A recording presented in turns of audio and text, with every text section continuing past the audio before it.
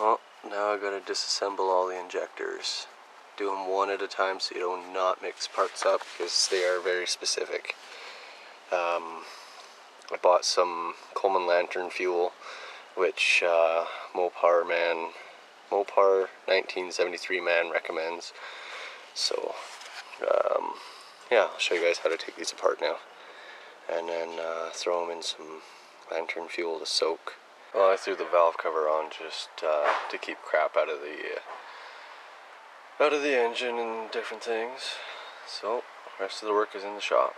Okay, so I've got one injector here. It's number 1. First thing we're going to want to do is take this copper washer off. Well, I found a sharpened flat blade and it worked pretty good. So now I'll just remove this guy. We're going to have to order a new one of these anyways. So just work your way around until it comes off. And just toss that away. Okay, now in order to get this injector apart, some guys get a piece of steel that fits in there. Mine, luckily, is this table. So all I'm going to do is friggin' fit her onto the edge of the table like that, and I think that's a 15 mil, if I'm not mistaken. Of course. Yes. Okay. I'll just crack it loose and take it apart.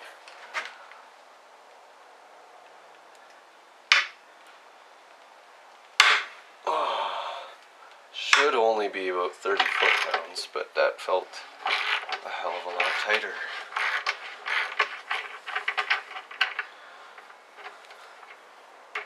You want to be careful doing it like that, because you should ideally have a long socket, which I'm actually going to get now because I don't want to damage the tip of the nozzle, or the tip of the needle. But these things are not very good shape anyways, they're pretty covered in crap. But that is how you remove that guy.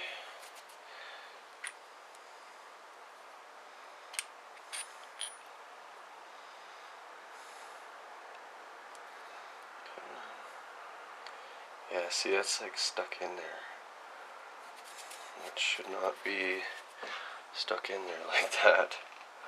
So just throw it in the kerosene. Soak it for a little bit, or not kerosene, but Coleman lantern fuel. Just soak that part in there. And then, yeah. Actually, I'm just going to throw all the parts in there. That way they all get cleaned up. And this guy will have a spring. And there's also a little shim in there, but it's not coming loose. So I'll take the O-ring off it and throw it in as well. I'll have to get a new O-ring as well for these, especially after how much I am stretching it. But it's recommended to replace them anyways. So O-rings off. Yeah, there's a little shim in there. I don't know if you guys can see it, it's too dark. But once this starts breaking it down, I will show you. Well, that stuff feels cool. Like, cooling to the touch. Yeah, look at the injector clean. That's just crazy. That's all the crap that was in it. That's how I'm cleaning them. Then we have to inspect the needle, make sure it's not worn or damaged too badly. With 420,000 kilometers on this vehicle, it very well could be worn out, and I might have to replace it.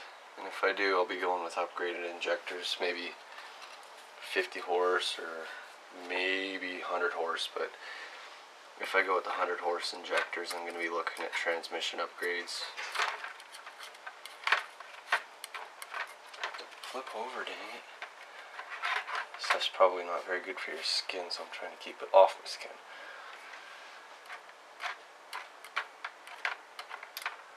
Look how friggin' black that stuff is now.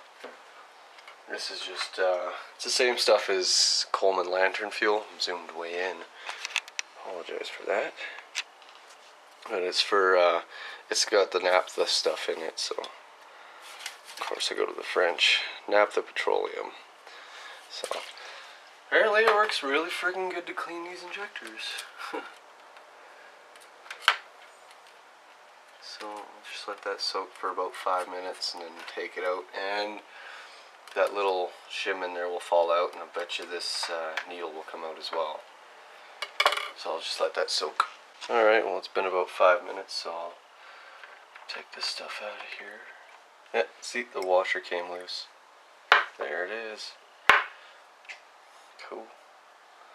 So, guarantee you this guy can't. I don't want to touch this stuff.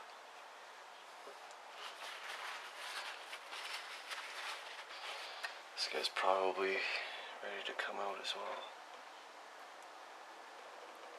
Unless it's freaking solid welded in there. Shouldn't be. It should just come right out.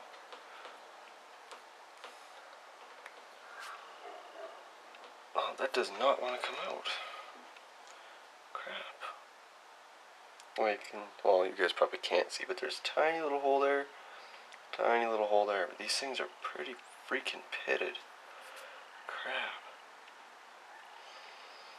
That should come out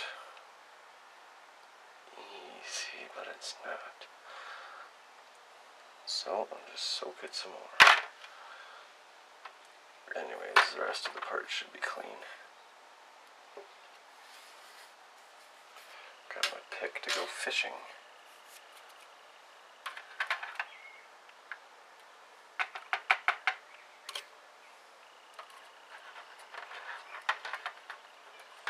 This stuff should just break down any carbon buildup that could be accumulated in here. Little guy there. Oh yeah, it's magnetic. Forgot about that. I think that's everything, but I can't tell for sure. So I need to go get some fine steel wool to clean these up. So I'll be right back. Alrighty, well I didn't get any steel wool, but I got some scouring pads. Pull out our number yellow. Got a fine array of them. Frig. Yellow seems to be the softest, so it'll be the easiest on it, but we'll see if it's not enough. I'll switch it up. See if that guy's ready to come out yet. Arrgh. That stuff evaporates like right away. That's probably why it makes your fingers feel so cold. Yeah, it still doesn't want to come out. That's a problem. Well, this guy is not coming out. I tried grabbing it and gently prying, but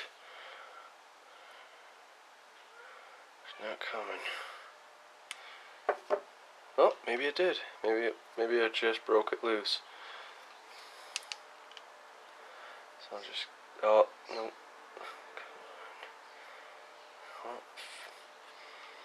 No, that's not kerosene. I keep wanting to call it kerosene, but it's not kerosene. Come on. Just trying. I'm getting it. Very slowly. There's no bloody way that should be that stuck in there. There's something wrong with that injector. So I'm wondering if that one was even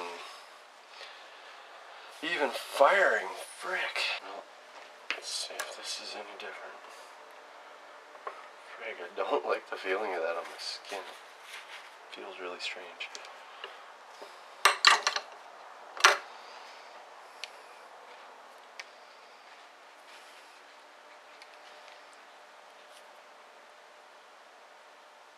Yeah, I'm spinning it now. Come on. Okay.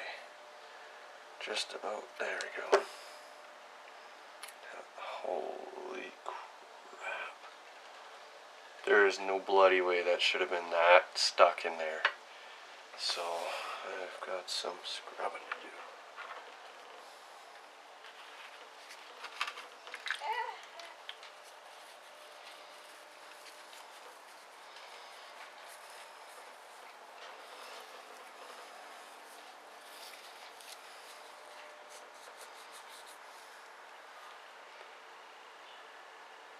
doesn't actually look too bad.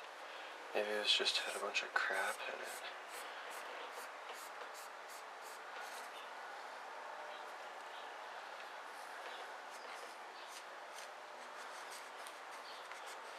Are you guys even able to see what I'm doing? Yeah, you can see. Oh, it's drying my fingers out. Alright. That's messed up. I'm gonna try to find some gloves. This is stupid. Well, I have no gloves left. Great.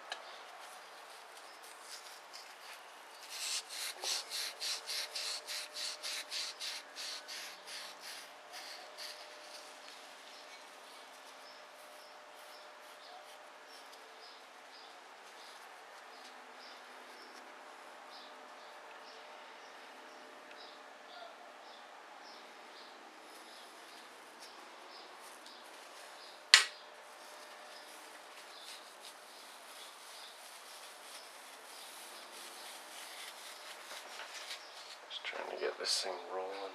I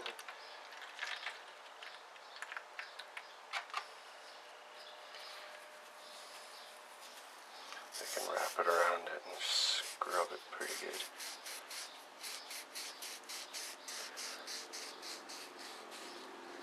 That's looking a little better. Look at that crap coming off it though.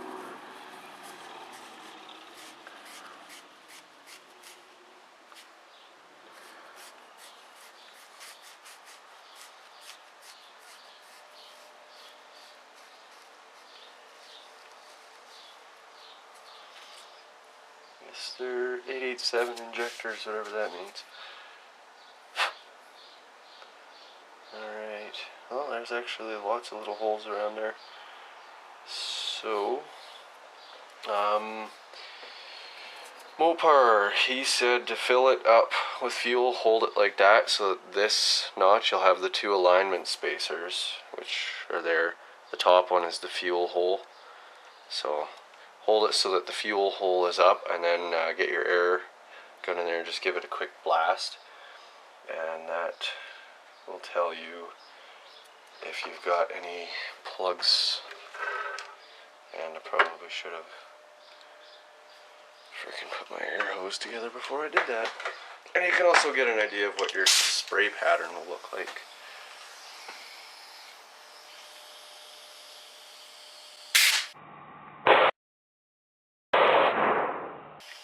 Well, that was actually pretty decent.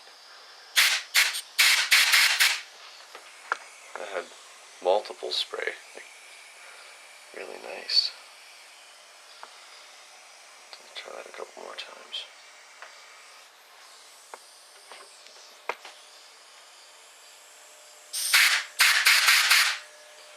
I don't know if the bottom's firing or not. I wonder if we could maybe get a wire brush wire and feed it in there. Maybe that might be too big for these holes still. Man, this stuff's killing my fingers. Can you guys see the nozzle spray?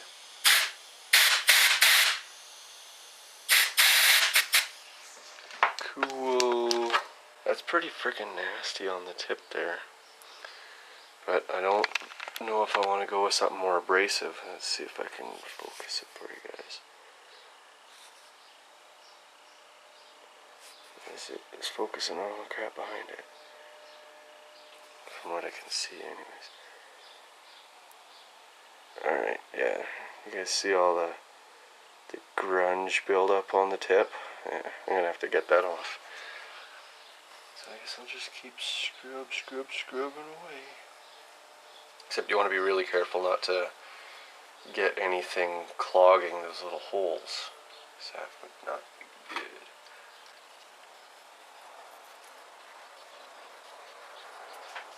Let's go over there.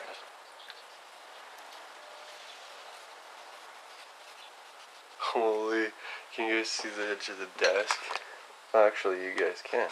All those is clean spots. That's hilarious. Yeah, it's cleaning up pretty decent. Just again, I'm gonna have to flow test it just to make sure that I didn't clog any of those little tiny little passages.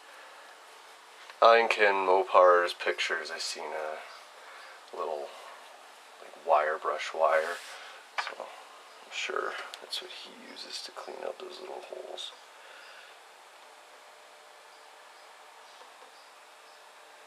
Yeah. Well, the tip's all cleaned up now. Frig, I still can't believe how friggin' bad that was. Like that, it's a little bit better.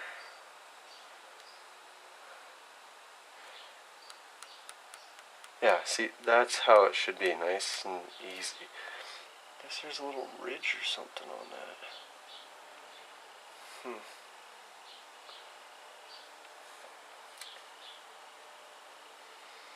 Yeah, but I shouldn't have needed to use pliers to get this damn thing out.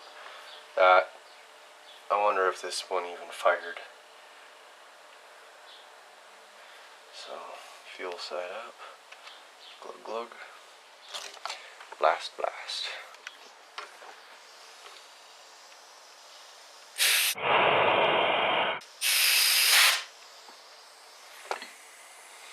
The only thing about that is I can't tell if the bottom is getting any or not.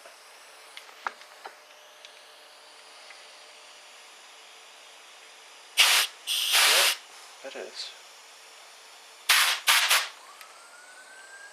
Oh, someone's in trouble. One more.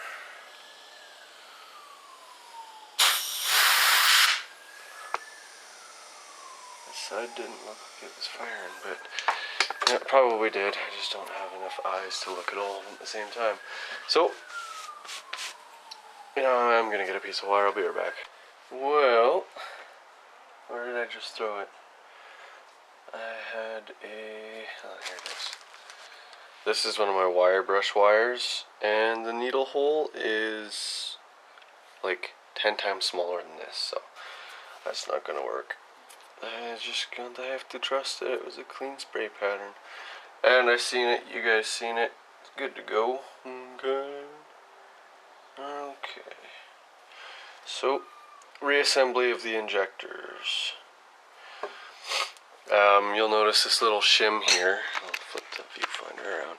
This little shim here has got wear marks on that side, and this side is perfectly flat.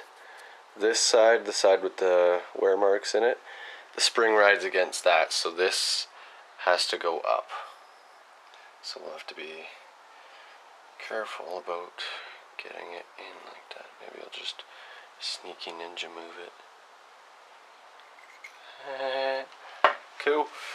Okay, then this guy's next. It's that, I don't really know what the name for that is. And then this guy, note the position of the holes, just like that. And then hopefully this is freed up enough. Just get the crap off it. Yeah, that should do just fine. And that guy goes there. Note the holes. Just like a diet. Okay. I'm going to clean this guy up a little bit, and then we'll be ready to stab that back together. Stuff's evaporating.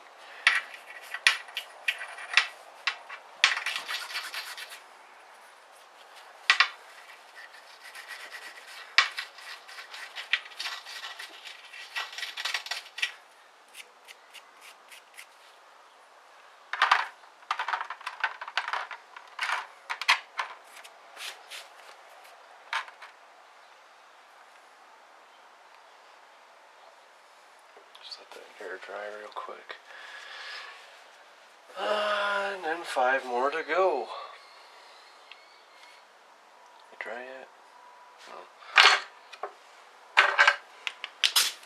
Oh, yeah, will be.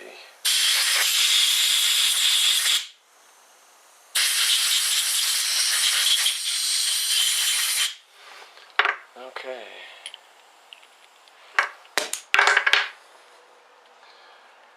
Now I'm gonna have to get my torque bar. Torque these down to 30 foot-pounds. That looks a lot better. Frig. Beats the pants off of dirty ones like that.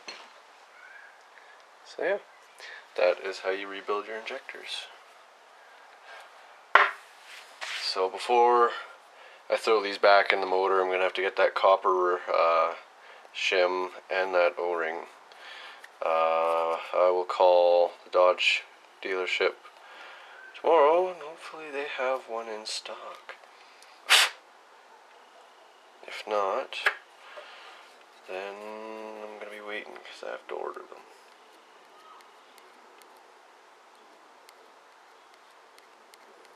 Okay. But yeah, these fuel tubes, they go in there like that. So you got to be careful when you're torquing down the fitting, because you don't want to jam this right into there and risk ruining it.